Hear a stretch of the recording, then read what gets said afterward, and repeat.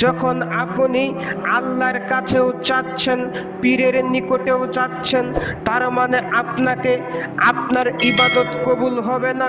কেননা আপনি যে ইবাদত করেছেন এখন আপনি ঈমান আনতে পারেননি, আর ঈমানবিহীন কোনো আমল কবুল হবে না। ঈমান মানে শুধু লা ইলাহা ইল্লাল্লাহ, লা ইলাহা ইল্লাল্লাহ বুঝতে হবে। লা ইলাহা ইল্লাল্লাহ মানে আপনার আকীদা ঠিক থাকতে হবে। লা ইলাহা ইল্লাল্লাহ মানে আল্লাহ ব্যতীত সত্যিকারে অর্থে কোনো আল্লাহ নেই। আল্লাহ ব্যতীত সত্যিকারে অর্থে আর কোনো মাবুদ নেই। তার মানে আর কোনো মাবুদ নেই মানে আর কোনো পীরের দরগায়, পীরের কাছে সেজদা করা যাবে না।